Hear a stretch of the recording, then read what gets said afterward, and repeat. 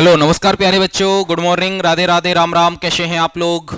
मैं दुष्यंत सागर आप सभी का हार्दिक स्वागत करता हूं आपके अपने यूट्यूब चैनल एसएससी मेकर में। तो सभी को नमस्कार, सभी को राधे राधे, सभी को राम राम। भाई कैसे हैं आप लोग? जल्दी से आप लोग आ जाइए। फिर हम लोग क्या करते हैं, क्लास को स्टार्ट करते हैं और सारी चीज़ों को बहुत अच्छे से समझते हुए आगे बढ़ते हैं। ठीक है भाई, तो जल्दी से आप लोग आ जाओ। देखो, आप लोग बहुत अच्छे से जानते हैं कि ये जो आपकी क्लास चलती है डेली चलती है मेरे भाई। कब चलती है? ध्यान देना, डेली चलती है सुबह 11 बजे। ठीक है, ये जो आपकी क्लास है डेली चलती है सुबह 11 बजे। तो इस क्लास को आप लोग जरूर देखा करो और उन बच्चों को भी आप लोग बुला लो, उन बच्चों को भी क्लास को शेयर कर दो और क्लास को लाइक और शेयर आपको करना है। ठीक है भाई, बगैर कहे।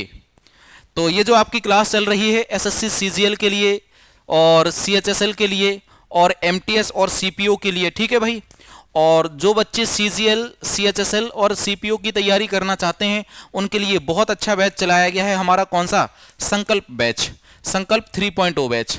इसकी फीस कितनी है? मात्र 499 रुपए। ठीक है, तो 499 रुपए की फीस के साथ आप लोग क्या कर सकते हैं मेरे भाई, पूरा कोर्स परचेस कर सकते हैं। और अभी आपको क्या मिल जाएगा, इस पर 20% का एक्स्ट्रा डिस्काउंट मिल जाएगा। ठीक है भाई, 20% का क्या मिल जाएगा, एक्स्ट्रा डिस्काउंट भी मिल जाएगा। लेकिन आपको क्या करना पड़ेगा, SSC 20 कोड यूज करना पड़ेगा। क्या? SSC 20 कोड यूज करना पड़ेगा। ठीक है भाई, चलो जी, अब हम लोग क्या करते हैं, आगे बढ़ते हैं। अब हम लोग क्या करते हैं, आगे बढ़ते हैं। ये देखो, संकल्प बैच 10 मार्च को स्टार्ट हुआ था। ठीक है भाई, संकल्प जो बैच है वो कब स्टार्ट हुआ था? 10 मार्च को स्टार्ट हुआ था। क्लियर है भाई? ये बात आपको समझ में आ गई? चलो, बहुत अच्छी बात है। आवाज वगैरह परफेक्ट आ रही है, कोई इशू तो नहीं है? ठीक है, तो आज क्या है आप लोग बहुत अच्छे से जानते हैं। आज आप कहोगे सर जी आज है 21 अप्रैल। कितना? 21 अप्रैल। तो 21 अप्रैल को हम लोग क्या करते हैं, ये जो आपकी 11 बजे वाली क्लास है इसको स्टार्ट करते हैं। ठीक है भाई, चलो जी, तो आज का ये आपका पहला क्वेश्चन है, इसका आप लोग आंसर कीजिए। ये आज का आपका पहला क्वेश्चन है, इसका आंसर कीजिए। कोशिका का वह वाह्यतम आवरण कौन सा है जो कोशिका के अवयवों को उसके बाह्य वातावरण से अलग करता है? उसके बाह्य वातावरण से क्या करता है मेरे भाई? अलग करता है। अब आपको बताना है ऐसा कौन सा कोशिका का अवयव है। तो क्या वो प्लाज्मा झिल्ली है, या कोशिकांग है, या फिर स्नायु कोशिका है, या फिर चिकनी पेशी कोशिका है, या फिर कौन सी है? चिकनी पेशी कोशिका है। तो आप कहोगे भैया ये आंसर आ जाएगा आपका प्लाज्मा झिल्ली। ये कोशिका के कुछ पार्ट को कोशिकांग से क्या कर देता है? अलग कर देता है। तो आंसर आ जाएगा आपका सी। अब आप कहोगे भैया जो सेल है ये क्या होती है, या इसी को क्या कहा जाता है? इसी को कोशिका कहा जाता है। क्या कहा जाता है मेरे लाल? इसी को कोशिका कहा जाता है। तो ये क्या है? ये मनुष्य के जीवन की सबसे छोटी इकाई है। यानी हमारा इतना जो मास है उस मास में हजारों कोशिकाएं होंगी, लाखों कोशिकाएं होंगी। समझ गए? तो कोशिका यानी हमारे शरीर का जो सबसे सूक्ष्मतम, शरीर का सबसे सूक्ष्मतम जो कण है वो क्या है? कोशिका है। और इस कोशिका में बहुत सारी चीजें पाई जाती हैं। ठीक है, कोशिका के कितने प्रकार होते हैं? 2 प्रकार होते हैं। एक तो होता है जंतु कोशिका, ठीक है भाई, जंतु, और एक होता है पादप कोशिका। पादप कोशिका होती है। जो पादप यानी पौधे, तो पेड़ पौधों में अलग प्रकार की कोशिका होती है और जंतुओं में अलग प्रकार की कोशिका होती है। कुछ चीजें ऐसी होती हैं जो पेड़ पौधों और जंतुओं में सेम होती हैं। समझ गए आप लोग बात को? ठीक है, अब आप कहोगे भैया ये बता दो हमें कि कोशिका के बारे में सबसे पहले किसने बताया था? तो आप कहोगे रॉबर्ट हुक ने बताया था। रॉबर्ट हुक ने बताया था। और रॉबर्ट हुक ने ही क्या की? कोशिका की खोज की। कब की? तो आप कहोगे 1665 में। 1665 में रॉबर्ट हुक ने क्या कर दी भाई? कोशिका की खोज कर दी। ये भी आपको क्या कर लेना है? नोट कर लेना है ना? आंसर ए आ जाएगा। ठीक है, कोशिका के अंदर ही क्या पाया जाता है भैया? केंद्रक पाया जाता है। क्या पाया जाता है? केंद्रक पाया जाता है, केंद्रक। तो केंद्रक की खोज कब हुई? 1831 में हुई। किसने की?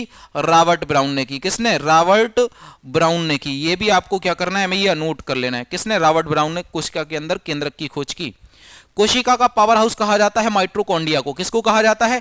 माइटोकॉन्ड्रिया को कहा जाता है। ठीक है भाई, करो इसका आंसर। उस वैज्ञानिक का नाम बताइए जिसने इस सिद्धांत का प्रतिपादन किया था कि इलेक्ट्रॉन एक धनावेशित गोले में धसे हुए होते हैं। ये सबसे पहले किसने बताया था? बताओ जल्दी से, कि इलेक्ट्रॉन एक गोले में क्या होते हैं? धसे हुए होते हैं।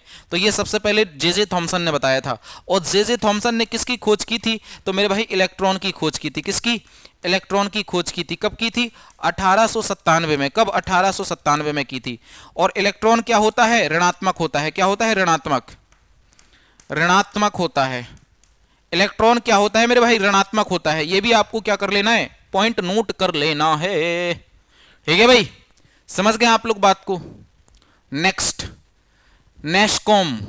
नेस्कॉम का पूर्ण रूप बताइए आप लोग। नेस्कॉम, नेस्कॉम जो है इसका पूर्ण रूप आप लोग बताइए। ठीक है, क्वेश्चन पूछा जाए कि नेस्कॉम की स्थापना कब हुई थी, बताओ जल्दी से। नेस्कॉम की स्थापना कब हुई थी? तो आप कहोगे नेस्कॉम की स्थापना हुई थी 1988 में। और 1988 में किसकी स्थापना हुई थी?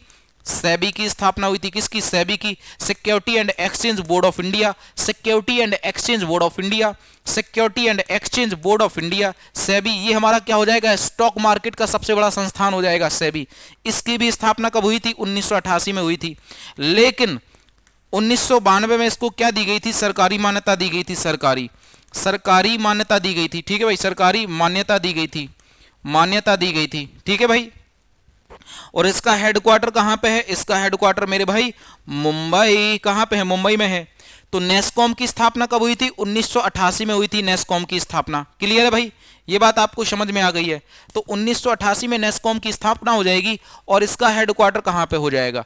इसका हेडक्वार्टर हो जाएगा न्यू दिल्ली में। कहां पे हो जाएगा? न्यू दिल्ली में हो जाएगा। न्यू दिल्ली में स्थित है इसका हेडक्वार्टर। ठीक है भाई, तो अब बात करते हैं नेस्कॉम का फुल फॉर्म क्या है।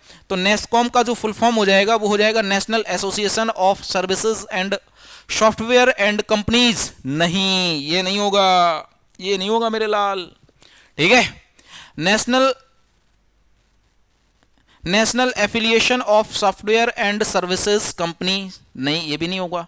अब आप कहोगे सर इनमें इसमें क्या अंतर है? देखो, ये एसोसिएशन है, ये एफिलिएशन है। ठीक है, national association of software and services and companies, तो ये सही है, सी ऑप्शन। अब कुछ हमें इसमें एक साथ दिख रहा है, ये देखो सर्विसेज है, यहां पे सॉफ्टवेयर है, समझ गए? तो ये आंसर क्या आ जाएगा आपका? सही आ जाएगा, C option. National agency, national agencies, ये भी गलत है। एजेंसीज थोड़ी होता है, एसोसिएशन होता है। क्या होता है? एसोसिएशन होता है नेस्कॉम। ठीक है, एसोसिएशन होता है। शाबाश, आंसर सी आ जाएगा। नेक्स्ट, निम्नलिखित में से किसने विश्व स्वास्थ्य संगठन के लिए दुनिया का पहला मलेरिया वैक्सीन विकसित किया था? दुनिया का पहला मलेरिया वैक्सीन विकसित किया था। तो आप कहोगे भैया गैलेस्को स्मिथ क्लाइड ने। आंसर क्या आ जाएगा आपका? बी ऑप्शन आ जाएगा, जिसने दुनिया का पहला वैक्सीन क्या किया था? मलेरिया वैक्सीन विकसित किया था। नेक्स्ट, क्वेश्चन नंबर 6, वायुमंडल में मौजूद इनमें से कौन सी गैस का उपयोग दहन, श्वसन और नाइट्रोजन के ऑक्साइड के निर्माण नामक तीनों प्रक्रियाओं में किया जाता है? तीनों प्रक्रियाओं में किया जाता है, बताइए आप लोग फटाफट से, बताइए आप लोग फटाफट से भाई। तीनों प्रक्रियाओं में किया जाता है तो कार्बन, ऑक्सीजन, हाइड्रोजन, या फिर क्या आ जाएगा? हीलियम, या फिर क्या होगा मेरे भाई? हीलियम होगा। फटाफट से आप लोग इसका आंसर बताइए। तो आप कहेंगे भैया ऑक्सीजन। क्या होगा? ऑक्सीजन। क्लियर है? क्वेश्चन नंबर 7 का आंसर कीजिए। इनमें से कौन सा वैज्ञानिक और गणितीय उपयोग के लिए एक उच्च स्तरीय प्रोग्रामिंग भाषा है भाई? इनमें से कौन सी वैज्ञानिक और गणितीय उपयोग के लिए क्या है? एक उच्च स्तरीय भाषा है। तो ईडीपी, कोबोल, या फिर फॉर्ट्रन। तो हमारे हिसाब से तो क्या होना चाहिए? डी होना चाहिए। तो डी आपका क्या है? बिल्कुल परफेक्ट आंसर है। ठीक है, फोर्ट्रन एक ऐसी लैंग्वेज है जो वैज्ञानिकों के लिए और गणितीय उपयोगों के लिए बहुत ही क्या है? उपयोगी लैंग्वेज हो जाएगी। और ये क्या है? एक कंप्यूटरीकृत लैंग्वेज हो जाएगी। जिसने कंप्यूटर पढ़ा है वो आपको पता होगा भाई। ठीक है, वो जानते होंगे बहुत अच्छे से। क्वेश्चन नंबर 8, निम्नलिखित में से कौन सा तत्व एक बहुमुखी तत्व है जो सभी सजीवों और हमारे द्वारा उपयोग की जाने वाली कई चीजों का आधार बनता है या आधार बनाता है? क्या है वो? वो है मेरे भाई कार्बन, जिसका प्रतीक चिन्ह क्या है? सी है। इसका परमाणु क्रमांक क्या है? 6 है। परमाणु भार क्या होता है?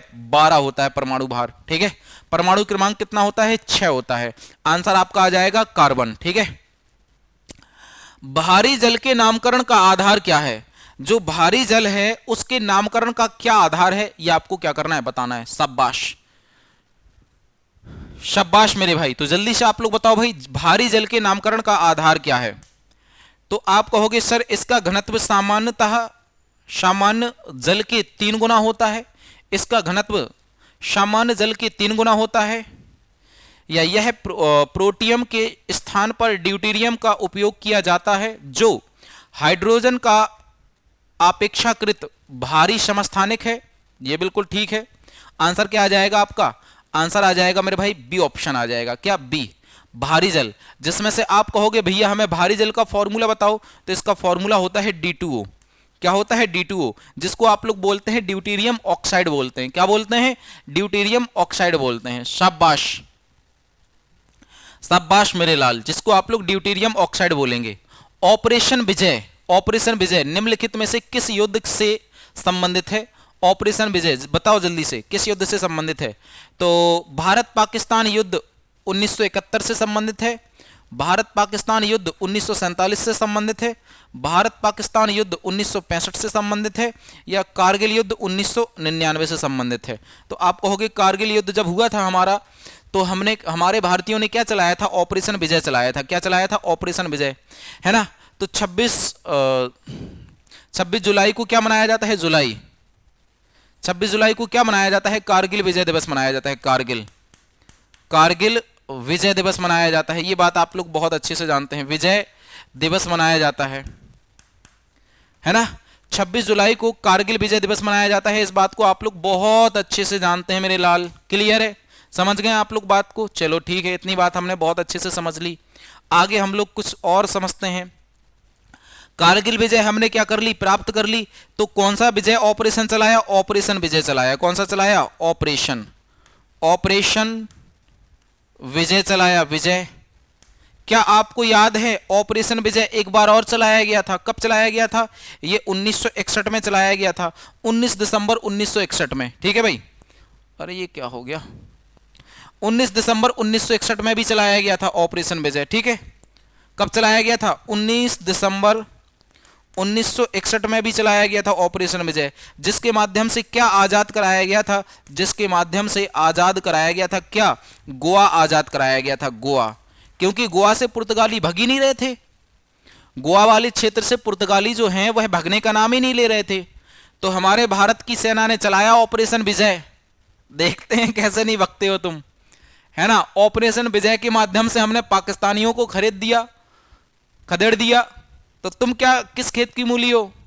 तो फिर देखो, चलाओ ऑपरेशन विजय, एक एक पुर्तगाली को गिन गिन के मारा भाई। फिर पुर्तगाली बोले ठीक है भैया मालिक, हम आपका भारत देश छोड़ के जाते हैं। तब जाके 19 दिसंबर 1961 में गोवा क्या हुआ? आजाद हुआ। और फिर बाद में गोवा को क्या बनाया गया? एक राज्य का दर्जा दिया गया, और भारत का 25वां राज्य बना गोवा। कब? 30 मई को। कब बना? 30 मई 1987 में बना। 1987 में गोवा को एक राज्य का दर्जा दिया गया। ठीक है भाई? तो आंसर क्या आ जाएगा आपका? परफेक्ट आंसर डी ऑप्शन आ जाएगा। क्या? D option. ठीक है, क्वेश्चन नंबर 11 का आंसर करेंगे आप लोग। अखिल भारतीय खिलाफत समिति ने कब यह घोषणा करते हुए एक प्रस्ताव पारित किया था कि किसी भी मुसलमान को ब्रिटिश भारतीय सेना में सेवा प्रदान नहीं करना चाहिए? यानी कि अखिल भारतीय समिति ने भी यह घोषणा कर दी कि किसी भी भारतीय को ब्रिटिश सेना में सेवा प्रदान नहीं करनी चाहिए। ये कब घोषणा की थी? ये आपसे क्वेश्चन पूछा गया है। तो ये घोषणा की थी भैया 1921 में। कब? 1921 में। लेकिन क्वेश्चन पूछा जाए कि खिलाफत आंदोलन कब चलाया गया था? खिलाफत आंदोलन कब चलाया गया था? खिलाफत आंदोलन कब चलाया गया था? तो आप कहोगे भैया खिलाफत आंदोलन चलाया गया था 1919 में चलाया गया था। ठीक है, और ऑल इंडिया खिलाफत कमेटी का अध्यक्ष कौन बना था? ऑल इंडिया खिलाफत कमेटी। ठीक है भाई, खिलाफत कमेटी का अध्यक्ष कौन बना था? तो आप कहोगे महात्मा गांधी। कौन बने थे? महात्मा गांधी बने थे। ठीक है भाई, समझ गए आप लोग बात को? तो ऑल इंडिया खिलाफत कमेटी के अध्यक्ष भी कौन बने थे? महात्मा गांधी बने थे। ठीक है, लेकिन खिलाफत आंदोलन का नेतृत्व किसने किया था? नेतृत्व किसने किया था? तो आप कहोगे अली बंधुओं ने किया था। अली बंधुओं ने किया था। अब ये अली बंधु कौन कौन से थे? तो जैसे मोहम्मद अली, शौकत अली, हकीम अजमल खान, अबुल कलाम आजाद, ये सब क्या थे भैया? इन सब लोगों ने खिलाफत आंदोलन का नेतृत्व किया था। खिलाफत आंदोलन क्यों शुरू हुआ था? क्योंकि जो मुस्लिम धर्म का सर्वोच्च पद होता है खलीफा, उसको नष्ट करना चाहते थे ये लोग, ठीक है भाई। और ये तुर्की के खलीफा के सम्मान में शुरू हुआ था। आंसर डी आ जाएगा।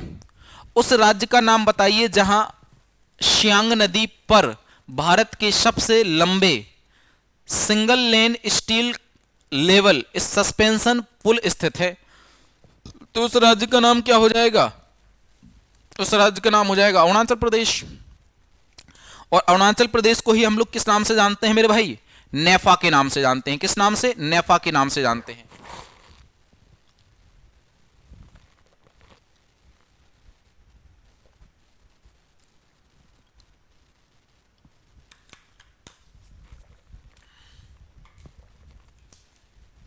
आया समझ में? तो इसी को हम लोग क्या बोलते हैं? इसी को हम लोग नेफा के नाम से जानते हैं। किस नाम से? नेफा के नाम से जानते हैं, ठीक है। 1586 में द लिटिल वैलेंस, 1586 में द लिटिल वैलेंस पुस्तक किसने लिखी थी? बताओ जल्दी से। कब लिखी गई? 1586 में लिखी गई। तो ये लिखी भाई गैलीलियो ने। किसने? गैलीलियो भाई साहब ने लिखी, ठीक है। विरासती कस्बे ओरछा को यूनेस्को की विश्व धरोहर स्थलों की सूची अस्थायी सूची में शामिल किया गया है। यह शहर किस राज्य में स्थित है? शाबाश मेरे भाई। तो ये आंसर तो आपको बताने लायक है। तो बताइए आप लोग, इसका थोड़ा सा इंतजार किया जाएगा। इसका आंसर बताइए आप लोग। अच्छा क्वेश्चन है, ठीक है भाई।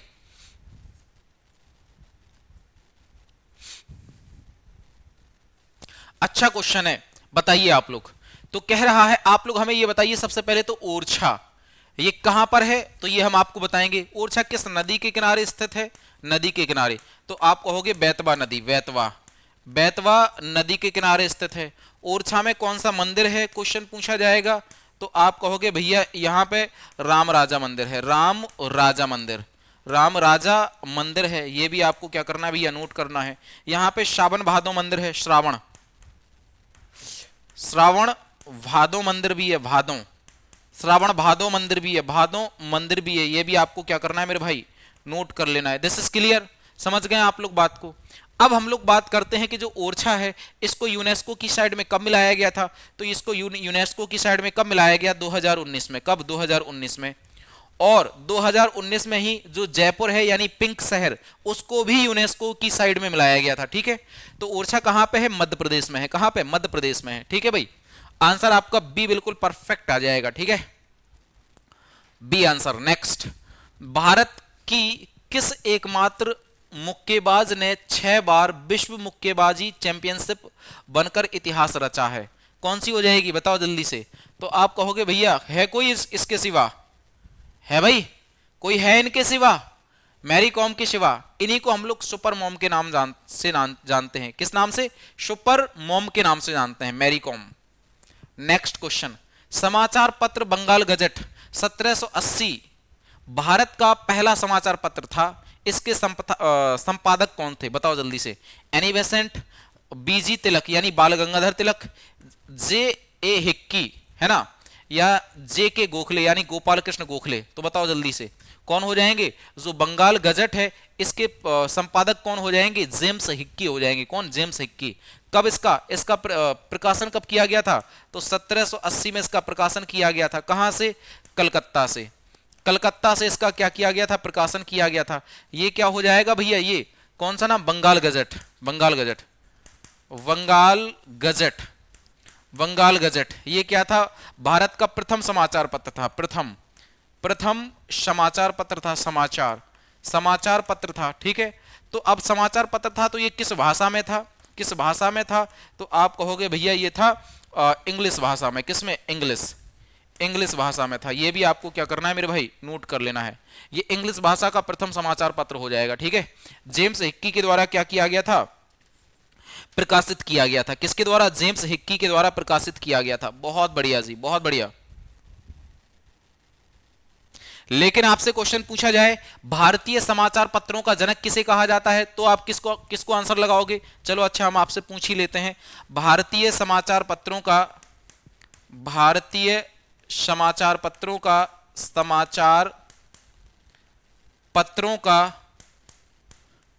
का जनक किसे कहा जाता है? जनक।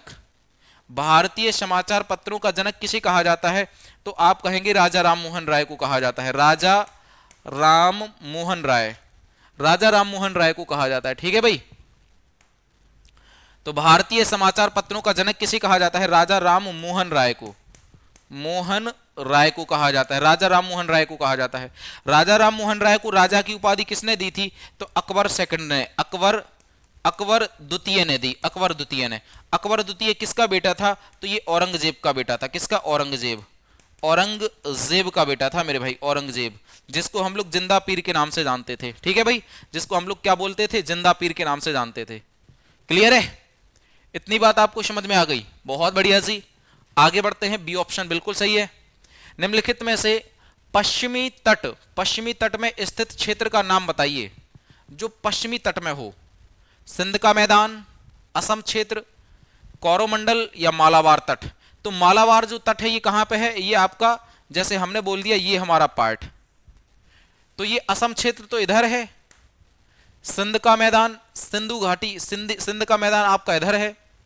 कोरोमंडल तट ये इधर है। तो मालाबार तट कहां पे है? ये वाला पार्ट, ये वाला जो पार्ट है इसको हम लोग क्या बोलते हैं? इसको बोलते हैं मालाबार तट। मालाबार तट बोलते हैं। क्या बोलते हैं? मालाबार तट बोलते हैं। किस राज्य में है? तो आप कहोगे भैया केरल राज्य में है। किस में है? केरल राज्य में स्थित है। क्लियर है? क्या इतनी बात आपको समझ में आ गई है? तो इतना आप लोग क्या कर लो भैया, इतने पॉइंट आप लोग नोट करते चलो। ठीक है भाई, चलो जी आगे बढ़ जाएं। आंसर क्या लगा दोगे? आंसर लगा दोगे आप लोग डी ऑप्शन। क्या? डी ऑप्शन लगाओगे। क्लियर है? Next question number 18। निम्नलिखित में से कौन सा समुद्र तट ब्लू फ्लैट सर्टिफिकेशन प्राप्त करने वाला एशिया का पहला समुद्र तट हो गया है? मतलब ब्लू सर्टिफिकेशन प्राप्त करने वाला, तो वो हो गया है चंद्रभागा तट। कौन सा? चंद्रभागा तट। भारत और पाकिस्तान के बीच की सीमा क्या कहलाती है? अब आप लोग ये बताओ, भारत और पाकिस्तान के बीच की सीमा क्या कहलाती है? फटाफट से आप लोग इसका आंसर बताइए भाई। ठीक है, क्वेश्चन नंबर 19 है। क्वेश्चन नंबर 19 है, बहुत ही प्यारा क्वेश्चन है। भारत और पाकिस्तान के बीच की सीमा को क्या कहा जाता है? तो आप कहेंगे भैया रेड क्लिफ रेखा कहा जाता है। भारत और पाकिस्तान के बीच की रेखा है। ठीक है भाई, चलो अब हम लोग कुछ रेखाओं के बारे में समझते हैं। अफगानिस्तान और पाकिस्तान के मध्य कौन सी रेखा है बताइए आप लोग। ठीक है, भारत और चीन के बीच कौन सी रेखा है ये भी आप लोग बताइए।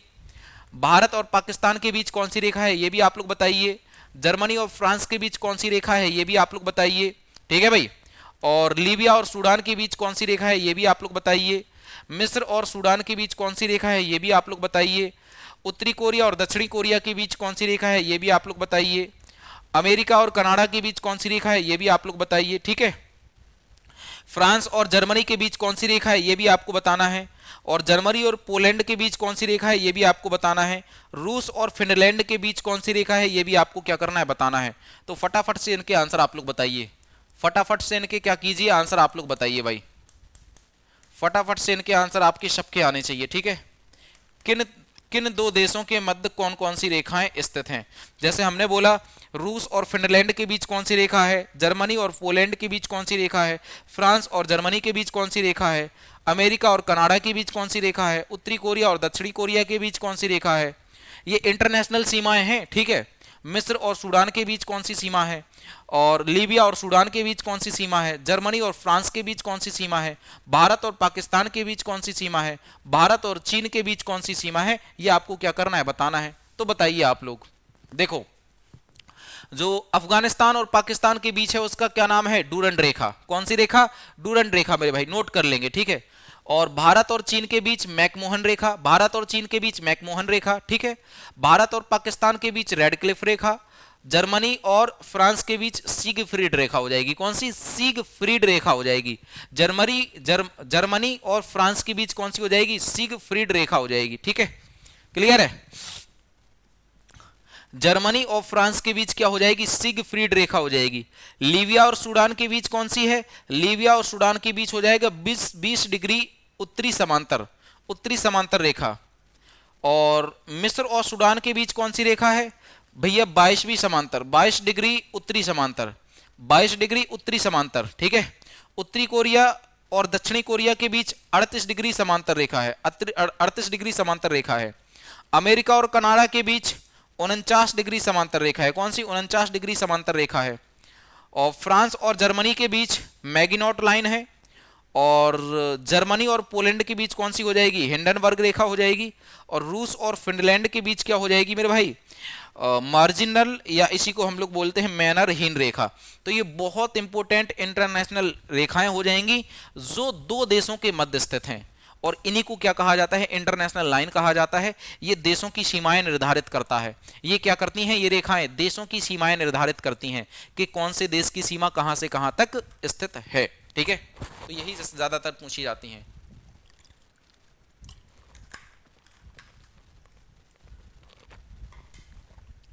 नोट कर लो मेरे भाई आप लोग सभी बच्चे, ठीक है। यहीं पर हम देखेंगे क्वेश्चन नंबर 20।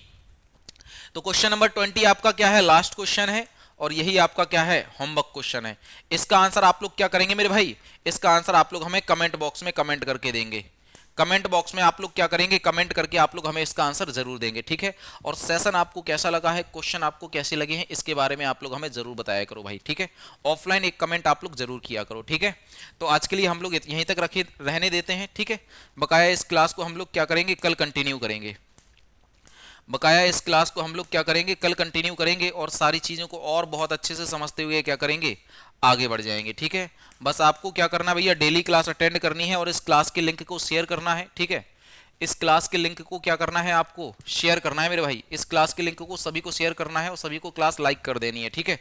और जो भी बच्चे तैयारी कर रहे हैं, ध्यान देना जरा, जो भी बच्चे तैयारी कर रहे हैं किसकी भैया? एसएससी स्पेशल की, जैसे कि SSC CGL, SSC CHSL, SSC CPO की आप लोग तैयारी कर रहे हैं, तो आपके लिए बहुत बढ़िया क्लास चलाई, आपके लिए बहुत बढ़िया बैच निकाला गया है। कौन सा?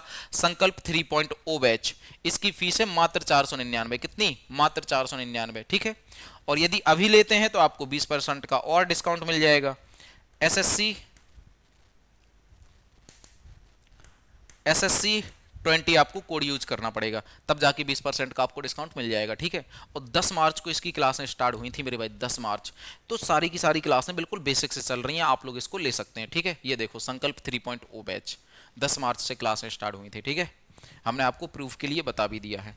तो आप लोग पढ़ते रहिए, मुस्कुराते रहिए, बने रहिए, बिंदास रहिए, खुश रहिए। बकाया कल मिलेंगे सेम जगह सेम टाइम पर। तब तक के लिए नमस्कार, राधे राधे, राम राम, जय हिंद।